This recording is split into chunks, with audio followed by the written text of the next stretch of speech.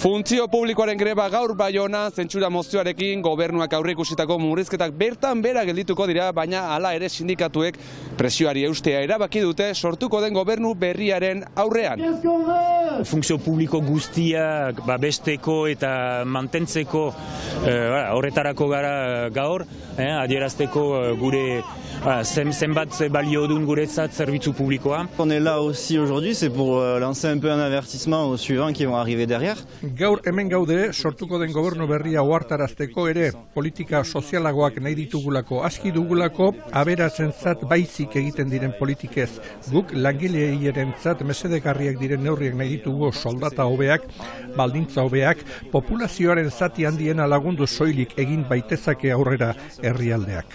Nahasiak gira edo ez dakigu zertara joaiten giren, baina egia da edo zen gisa zaila ukanen dutela aurrekondu baten atsemaiteko, eta diruan nun baita atsemanen dutela, eta olakotan beti hezkuntzak duela hartzen, eta beraz bai esperantzak guti eta ikusiko. Pixka bat gure arrangurak erakusteko etorriak gira karrikarat, gure eskubideen alde eta asko baita jokoan, ospitalean ari gira mobilizatzen bai badu zemait aste, ari gira negoziaketan eta hola.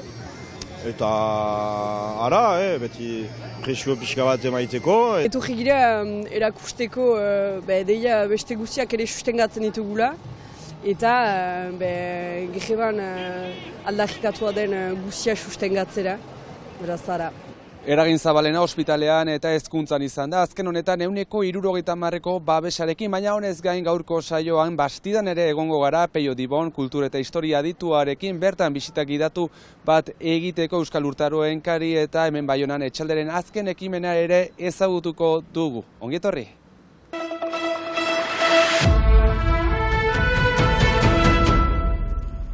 Baionako etxe bizitza hau erosteko kanpaina abiatu du Etxaldek. Jabetza pribatutik aldendu nahi duen etxe bizitzen arloko interes kolektiboko kooperatiba da. Etxalde bizitegi eta lurraren jabe egiten da eta biztanleen eskura jartzen ditu gozamena eskuratu dezaten. Hau da, Etxaldek ondasunaren jabetza berria darama eta gozamena etorkizuneko okupatzaileari dagokio. Eta azken hau bizitegiaren mantenua arduratuko da. Proposatzen duguna da jabego hori bitan zatitzea. Bada jabego hutsa, eran nahi du paretak, luja eta hori, behingoan kolektiboki erosten dugu Etxalderen bidez. Eta hola, ez da gehiago notarioen aintzinean pasatzerik. Eta gero bada gozamena. Eran nahi du, hor bizitzeko dretsua izaitea, eta horren ardura hartzea. Erosten dute behin, eta gero, ondokoentzat emaiten aldute. Eta hor ez da gehiago parkatzen. Etxaldek jabego kolektibo horren bidez ikuskera berri bat proposatzen du, ondasun komun gisa espekulazioko merkatutik atera. Etxalde zer da? Etxalde dira herritarrak, gaur egun 160 bat gira, eta proiektu guzietan eta gozamena duten jendeak ere sartzen dira Etxalden. Eta horiek deliberoak hartzen dituzte denekin batera. Eraikinean biziko den pertsonak eskuratzen duen gozamen horrekin, etxe bizitza hobetzeko eskubidea du, eta hiltzen denean nahi duen pertsonari eskualdatzeko eskubidea ere bai. Erabilera egonkorra segurtatzen du belaunaldiz belaunaldi, baina ondorengo iuzagatik gaur egun ordaindu behar den zerga ordaindu gabe jabea, Etxalde ez delako aldatzen eta beraz, prezio emendatzea ekiditen da. Etxe bizitzako jabego baten ukaiteko, berda erosi, behingoan, eta belaunaldiak pasatzearekin, zerbait transmititzen delarik, notarioaren aintzinean pasatzen zilera, gehienetan behartua zira pagatzea berriz parte bat, ordean dira euneko batzuk, eta horren pagatzeko ondoko belaunak du pagatzen, eta ez balin badu ahalik horren egiteko, behartua da saltzeko. Lurzaindiaren filosofia bera, laborantza-lurrak espekulaziotik ateratzeko edota beste kooperatibak jabetza pribatuetatik ateratzeko, aupa autopartekatua edota energia bezalakoak. Maulen jada hainbat etxe bizitza dituzte eta hau izanen da lehena kostaldean Baionan.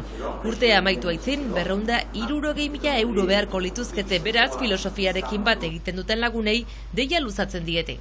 Dugun diruarekin falta zaigun beraz 260.000 euro, hori behar dugu hartu, eta hori eskatzen dugu herritarrei prestatzea diru hori, eta nola gero salduko dugun gozamena saltzeaekin berriz itzuliko dugu diru hori, eta hori dugu itzuliko urte barru.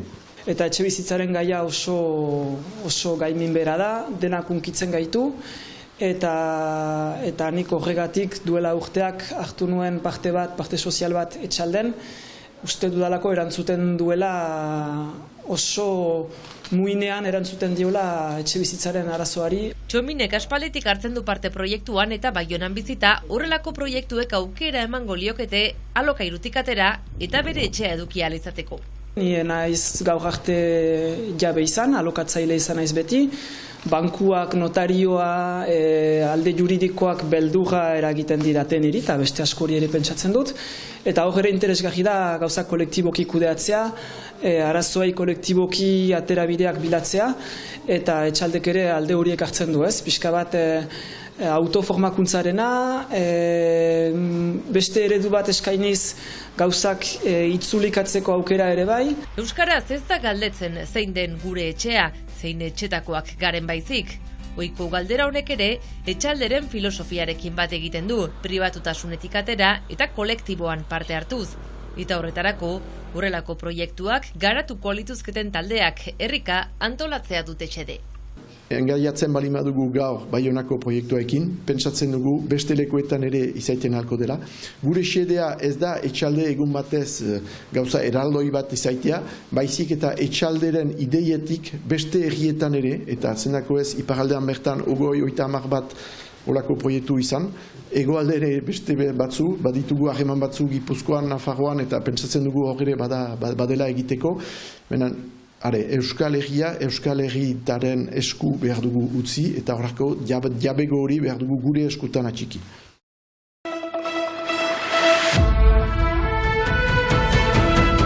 Eta basidan ere baziren txokolate egileak, eta etxe hortan izan dira. Peio Dibon Bardoztarra bastidan barna ibilki, genealogian aditua, historia zalea, mintzaira zalea, erne dabil beti eta bere jakitatea atsegin handiz partikatzen du. Balin baduzue egun batez posibilitatea herriko etxera joiteko. Importanta da, ustez, ondare horren argitan ezartzea, gure ondoan baitugu, gure bazter guzietan, eta azkenean ez dugu gehiago kasurik emaiten. Beraz, gure bizian da, zinez ondoan gure mugetan, eta zerbait falta da, eskaz da, ustez, lotura horren berriz pizteko, eta beraz, ondare bisita, ondare ibilaldi honen helburua da, justoki diendeer ondarearekin lotura horren beraktibatzea, eta ez ikuspuntu paseista batekin, baina zinez loturak edo zubiak eginez gure gaurko biziarekin, gaur egun bizitzen dugun biziarekin, gaurkotasunarekin. Etxe horrek izan zuela denboran. Eta bastida biziki interesgarria iduritzen zaio Peiori, hau eremu biziki aberatsa baita bere hitzetan.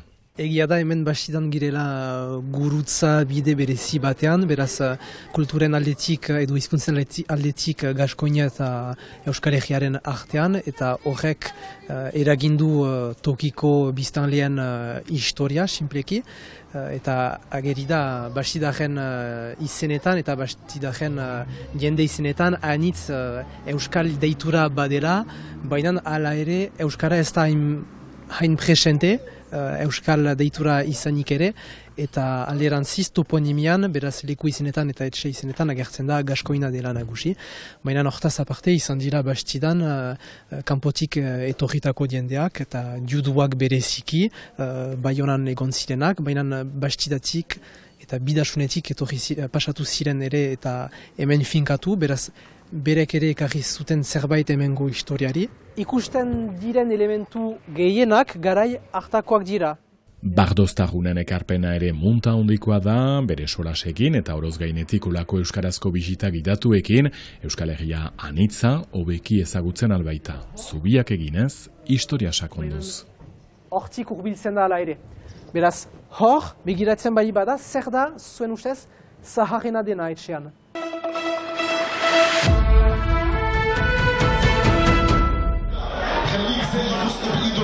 Palestinako musikarekin amaituko dugu gaurko saioa. El Farsi raplari, abeslari eta konpositorearekin, Palestina eta Jordaniako musikaria Ingalaterran bizi da egun. 47 Saul talde famatuko kantaria ere bada, Eta makean izan da berriki, Palestina ibaitik itsasora libre jardunaldiaren kari.